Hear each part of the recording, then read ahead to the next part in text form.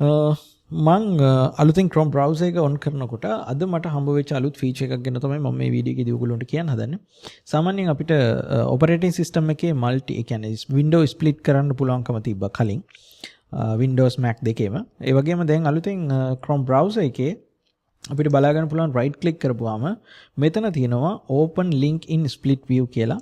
මේ ඔප්ෂන් එක දුන්නාම අපි අර සිලෙක්ට් කරපු වීඩියෝ එක මේ වගේ ස්ප්ලිට් වෙලා වීඩියෝ එකක් ප්ලේ වෙනවා අපිට දැන් බ්‍රවුසර් එකේ.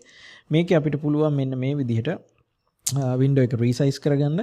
එතකොට අපි සිලෙක්ට් කරලා තියෙන්නේ මොන වින්ඩෝ එකද කියන එක මෙන්න මේ black border එකෙන් highlight වෙනවා.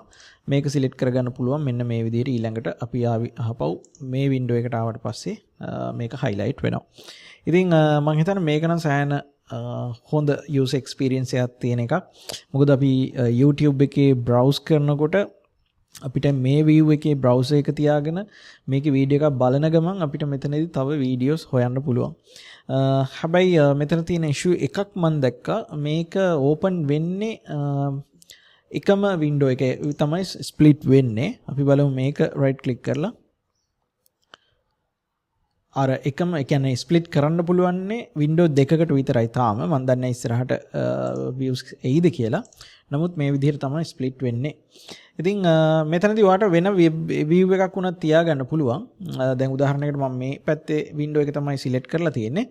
මට මෙතෙන්ට ගිහිල්ලා මට පුළුවන් වෙන මගේ වින්ඩෝ එකක් උනත් දාගන්න. මේ විදිහට Facebook තියාගන්න පුළුවන්.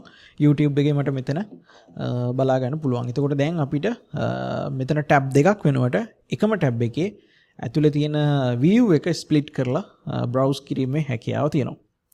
ඉතින් බලන්න ඕගොල්ලොත් කරලා ඕගොල්ලන්ටත් අප්ඩේට් එක ඇවිල්ලා ඇති. Chrome browser එක අප්ඩේට් කරලා බලන්න මේ අප්ඩේට් එක ඕගොල්ලන්ටත් ඇවිල්ලාද කියලා.